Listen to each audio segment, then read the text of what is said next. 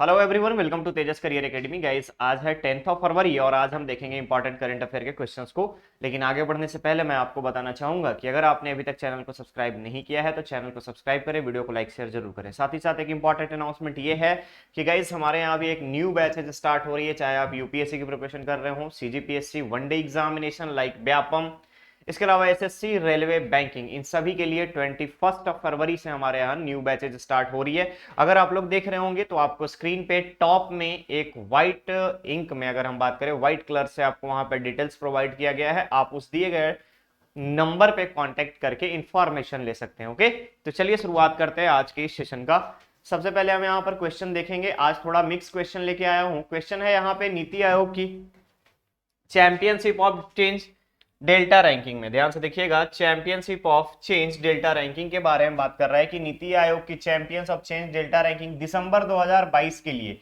राज्य का कौन सा जिला स्वास्थ्य एवं पोषण में देश भर में तीसरे स्थान पे है। तो पहले आपको पता होना चाहिए कि इस कार्यक्रम आकांक्षी जिलों की जो सूची है, आकांक्षी जिलों को सेलेक्ट कब किया गया। याद रखिएगा, आकांक्षी जिलों का सिलेक्शन कब हुआ। तो पूरे भारत में 110 आकांक्षी जिले हैं जिनकी शुरुआत 2018 में की गई, जो कि अति पिछड़े जिलों की लिस्ट में आते हैं।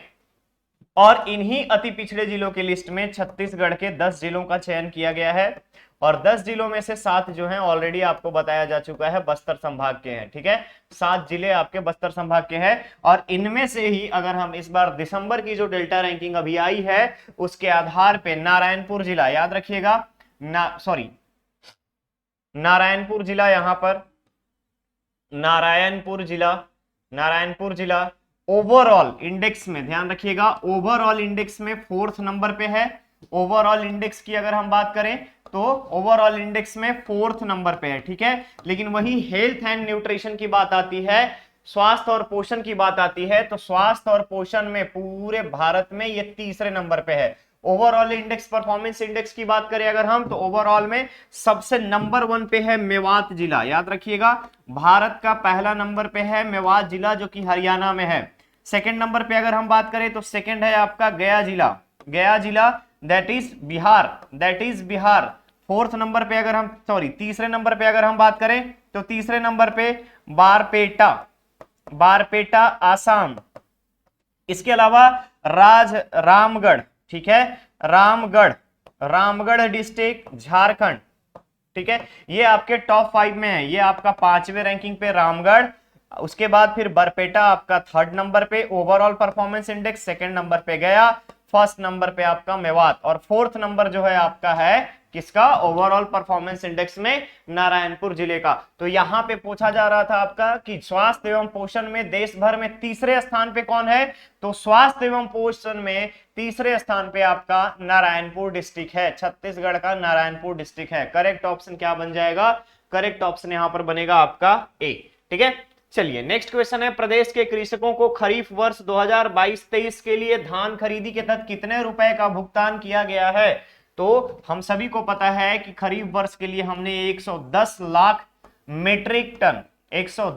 मीट्रिक टन का हमने टारगेट रखा था और अभी तक हमने 108 लाख मीट्रिक टन अचीव कर लिया। अपने टारगेट से सिर्फ 2 लाख मीट्रिक टन पीछे हैं और इसके लिए अगर हम बात करें तो अभी तक कुल किसानों को टोटल 21,963 करोड़ रुपए पे किए गए हैं। 21,963 करोड़ रुपीस पे किए गए हैं। क्लियर रहेगा। साथ ही साथ खरीफ वर्ष में यहां पर कितने दिनों का प्रोग्राम था धान खरीद का, 62 डेज का टारगेट रखा गया था। इसके लिए टोकन तुहर हाथ, ध्यान रखिएगा, टोकन तुहर हाथ कार्यक्रम चलाया गया था ताकि आपको लाइन लगने के लिए पैक्स पे अगर हम बात करें, जहां पर भी बिक्री केंद्र है, बिक्री केंद्र में लाइन लगाने की जरूरत नहीं पड़े, पहले से ही आप एप्लीकेशन के माध्यम से टोकन तुहर हाथ के माध्यम से टोकन ले लेंगे और उसके बाद अपने धान को आप सेल कर पाएंगे।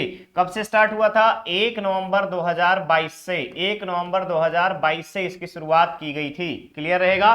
करेक्ट ऑप्शन बन जाएगा यहां पर आपका B, that is 21,963 crore rupees धान खरीदी के लिए समर्थन मूल्य पर दिया गया है। नेक्स्ट क्वेश्चन है, अर्बन फेडरेशन ऑफ इंडिया द्वारा आयोजित, ध्यान से देखिएगा, अर्बन फेडरेशन ऑफ इंडिया द्वारा आयोजित राष्ट्रीय कबड्डी प्रतियोगिता में राज्य को कौन सा पदक मिला है। तो अर्बन फेडरेशन ऑफ इंडिया द्वारा आयोजित यह प्रतियोगिता कहां किया गया, तो इसका आयोजन हुआ गोवा, ठीक है, गोवा में। क्लियर रहेगा? इसका आयोजन कहां पे किया गया? तो इसका आयोजन हुआ था आपका गोवा में। क्लियर रहेगा? क्लियर रहेगा? ठीक है, चलिए अब बात आती है गोवा में भी मोमूशा स्टेडियम, ठीक है, मोमूशा स्टेडियम, गोवा के मोमूशा स्टेडियम में इसका आयोजन हुआ और इसमें छत्तीसगढ़ राज्य कबड्डी टीम, याद रखिएगा, कबड्डी टीम ने स्वर्ण पदक जीता है, स्वर्ण पदक जीता है। और किसको हराया? तो उत्तर प्रदेश के कबड्डी टीम को इसने हराया था और उत्तर प्रदेश को हराने के बाद प्रथम स्थान प्राप्त किया, ठीक है, प्रथम स्थान प्राप्त किया छत्तीसगढ़ राज्य की कबड्डी टीम ने और स्वर्ण पदक जीता है। तो करेक्ट ऑप्शन यहां पर बन जाएगा आपका सी, ठीक है। चलिए आगे बढ़ते हैं नेक्स्ट क्वेश्चन पे। तिरोहित तितुर घाट पुस्तक किससे संबंधित है? तो तिरोहित तितुर घाट पुस्तक का हाल ही में विमोचन भूपेश बघेल जी के द्वारा किया गया, भूपेश बघेल जी के द्वारा किया गया। और इस पुस्तक का अगर हम बात करें तो ऐतिहासिक, ठीक है, ऐतिहासिक और पुरातात्विक महत्व है, ऐतिहासिक और पुरातात्विक महत्व है, ठीक है। किससे संबंधित है? ऐतिहासिक एवं पुरातात्विक महत्व से। किसके ऐतिहासिक पुरातात्विक? तो शिवनाथ नदी के किनारे पे, शिवनाथ नदी के किनारे 500 साल पहले, 500 साल पुराने शिलालेख, ठीक है, 500 साल पुराने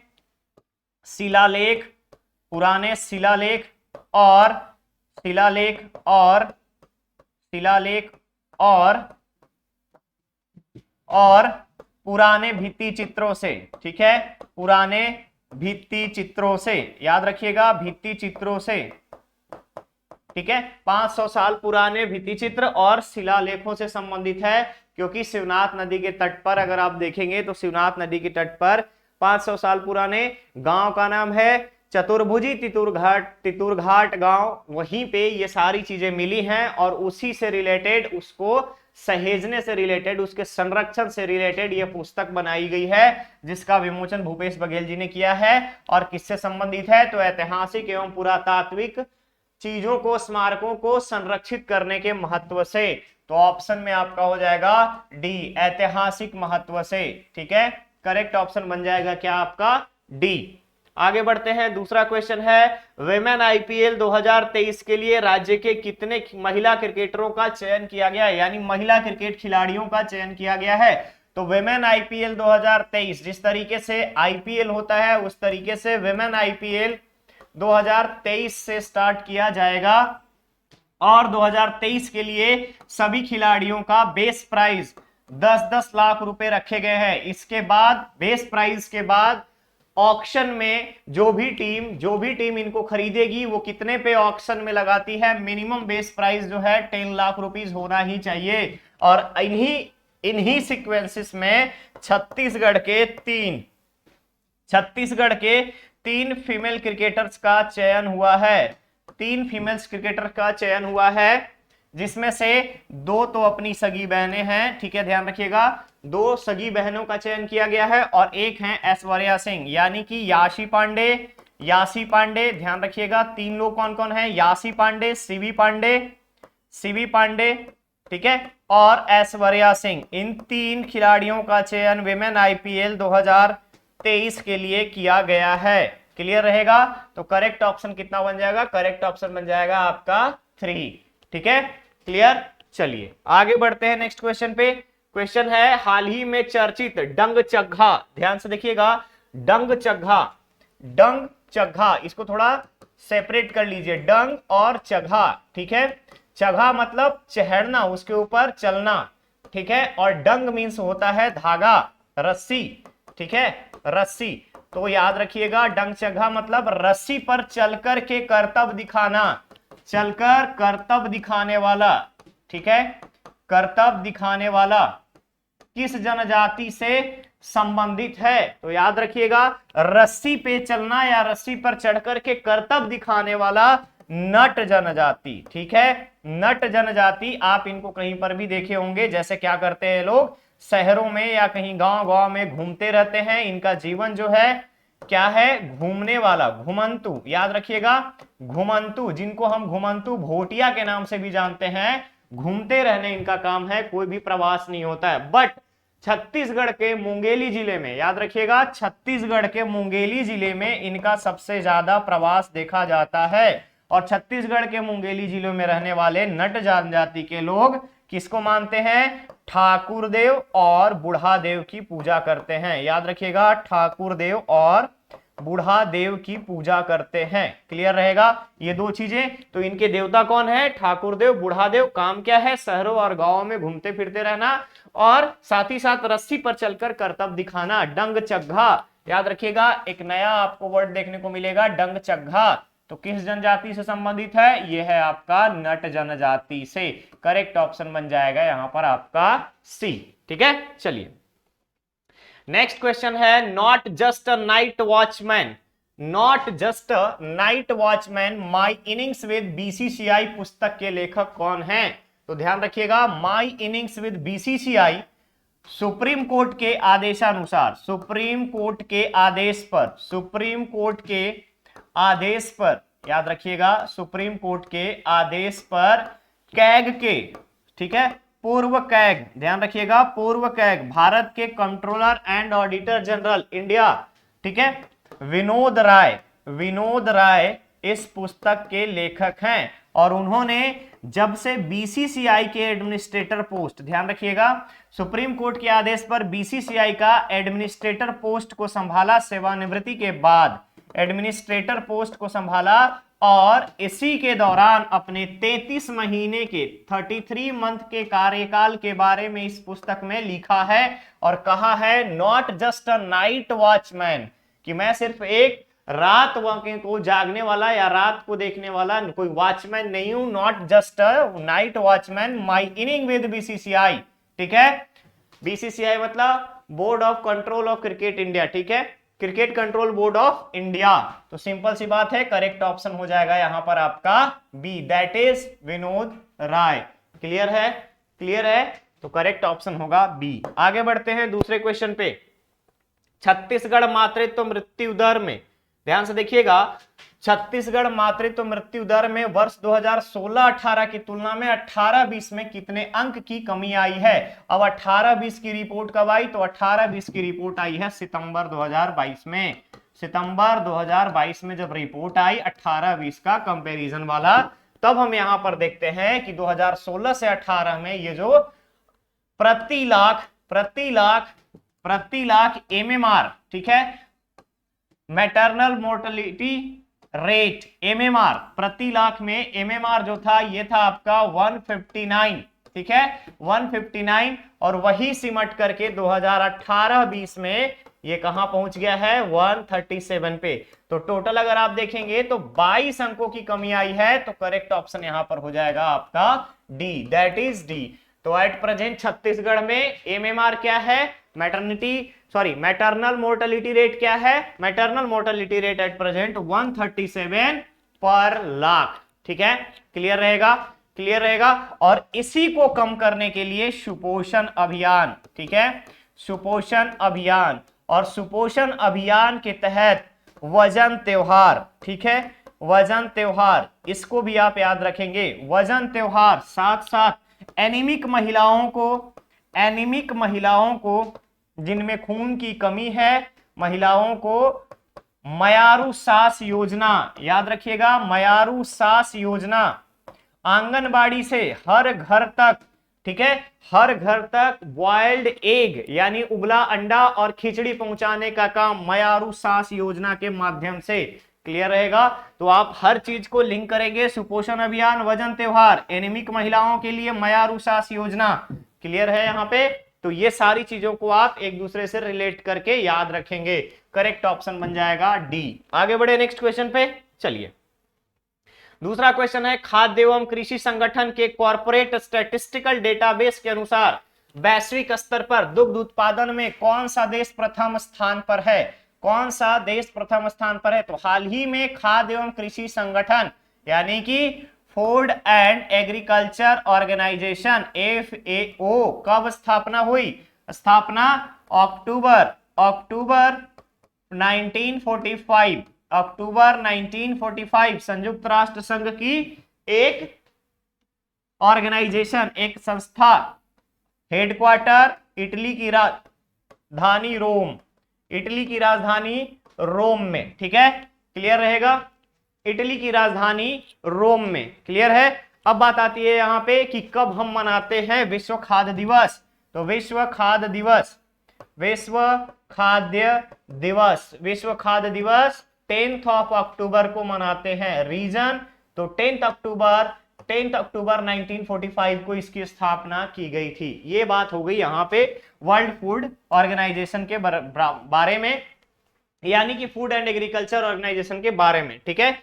अब यहां पर देखते हैं स्थिति, यानी कि वैश्विक स्तर पर दुग्ध उत्पादन में कौन सा देश प्रथम स्थान पे है। तो अगर आप डेटा को देखेंगे तो डेटा में अगर हम कंपैरिजन करते हैं तो ध्यान रखिएगा, डेटा में यहां पर कंपैरिजन जो रहेगा 21-22 का, एट प्रेजेंट जो रिसेंट डेटा आया है 21-22 का, 21-22 के डेटा के अनुसार भारत नंबर 1 पे, ठीक है, भारत जो है पहले नंबर पे, सेकंड नंबर पे आपका यूएसए दुग्ध उत्पादन में टॉप में, क्लियर रहेगा। अब बात आती है कंपैरिजन, तो 2014-15 से लेकर के 14-15 से लेकर के 21-22 के बीच कंपैरिजन करेंगे तो 22% की वृद्धि हुई है, 22% की वृद्धि हुई है, और भारत जो है पहले नंबर पे आएगा, क्लियर है। तो कौन सा देश प्रथम स्थान पे है दुग्ध उत्पादन में? भारत। अमेरिका कौन से नंबर पे है? सेकेंड नंबर पे। फर्स्ट नंबर पे इंडिया। करेक्ट ऑप्शन क्या बन जाएगा आपका? ए। ठीक है, आगे बढ़ते हैं सेशन के लास्ट क्वेश्चन की तरफ। क्वेश्चन है, हाल ही में भारतीय रिजर्व बैंक द्वारा रेपो रेट में 0.25 अंक की बढ़ोतरी के साथ रेपो दर कितना किया गया है? तो भारतीय रिजर्व बैंक द्वारा रेपो दर अब कौन डिसाइड करता है? आरबीआई, ठीक है, आरबीआई रेपो रेट डिसाइड करता है एमपीसी के माध्यम से, ठीक है, मॉनेटरी पॉलिसी कमेटी के माध्यम से, जिसमें मेंबर कितने होते हैं? मेंबर होते हैं 6, और एक होता है आपका आरबीआई का गवर्नर। आरबीआई का गवर्नर यानी कि टोटल 7 लोग, ठीक है। अब टोटल 7 में से ये जो 6 हैं, इन 6 का भी बंटवारा होता है 3 और 3। 3 रहेंगे रिजर्व बैंक ऑफ इंडिया से और 3 रहेंगे गवर्नमेंट ऑफ इंडिया से, ठीक है, भारत सरकार से रहेंगे और सरकार की तरफ से, और 3 आपके रहेंगे आरबीआई की तरफ से। इनका काम क्या है? प्रत्येक 2 महीने में, प्रत्येक 2 महीने में रिव्यू करना, ठीक है, समीक्षा करना। क्या काम रहेगा इनका? समीक्षा करना इनका काम रहेगा। और यही क्या डिसाइड करेंगे? एक साल में 6 बार इनकी बैठक होगी, और बैठक में क्या करेंगे? रिव्यू करेंगे रेपो रेट के मामले में। तो नॉर्मली अगर आप देखेंगे तो आरबीआई रेपो रेट बैंक, ठीक है, बैंक। तो अब जनरली अगर देखेंगे अंशकालिक अगर हम बात करें तो अल्प समय के लिए, अल्पकालीन ऋण के लिए रेपो रेट के बारे में बात की जाती है। वही अगर बैंक के बारे में बात करें तो बैंक अगर ग्राहक को देगी तो ग्राहकों के पास जब ये पैसा जाएगा तो रेट ज्यादा होता है। रीजन क्या है उसका? रीजन है कि जब रेट ज्यादा होगा लोग अननेसेसरी लोन नहीं लेंगे, और लोन नहीं लेंगे तो डिमांड कम होगी, और डिमांड कम रहेगी तो परचेजिंग पैरिटी की अगर हम बात करें या परचेजिंग पावर की बात करें उस पर ज्यादा इफेक्ट नहीं पड़ेगा, महंगाई कम रहेगी, संतुलित रहेगा। करेक्ट ऑप्शन की अगर हम बात करें तो इस बार रेपो रेट बढ़ाने से पहले ये था 6.25%, और 0.25 अंक जब इसमें बढ़ा दिया गया तो ये हो गया आपका 6.50%। करेक्ट ऑप्शन बन जाएगा आपका बी। क्लियर है? तो आज के सेशन में बस इतना ही। अब बारी आपके स्टूडेंट धर्मा की, जिसका क्वेश्चन का आंसर आपको कमेंट बॉक्स में कमेंट करके देना है। क्वेश्चन है, कृत्रिम बुद्धिमत्ता आधारित, ध्यान से देखिएगा, कृत्रिम बुद्धिमत्ता आधारित चैटबॉट बुद्धिमत्ता आधारित चैटबॉट बॉट किस संस्था ने लॉन्च किया है? इसका आंसर आपको कमेंट बॉक्स में कमेंट करके देना है। तो कृत्रिम बुद्धिमत्ता मतलब आर्टिफिशियल इंटेलिजेंस पर आधारित, ठीक है। चैटबॉट बॉट क्या है? तो चैटबॉट बॉट जो है ये है आपका प्री ट्रेंड, पहले से ही कृत्रिम बुद्धिमत्ता के आधार पे चैटबॉट तैयार किया गया है? क्लियर रहेगा? इसका आंसर आपको कमेंट में बॉक्स में कमेंट करके देना है। लास्ट क्वेश्चन का आंसर आपका रिकी केज होगा। पिछले क्वेश्चन में मैंने पूछा था कौन ऐसे भारतीय हैं जो जीवित हैं जो कंटिन्यूअसली 3 बार ग्रैमी अवार्ड जीत चुके हैं, तो रिकी केज। क्लियर रहेगा? करेक्ट ऑप्शन होगा रिकी केज। ओके, तो चलिए मिलते हैं बहुत ही जल्द हम लोग नेक्स्ट और नए सेशन में। बने रहिए चैनल पे, चैनल को सब्सक्राइब करें, वीडियो को लाइक शेयर जरूर करें। Thank you so much. कोई भी सुझाव या फिर कोई सलाह हो तो मोस्ट वेलकम, आप हमें कमेंट बॉक्स में कमेंट करके बता सकते हैं। ठीक है, चलिए।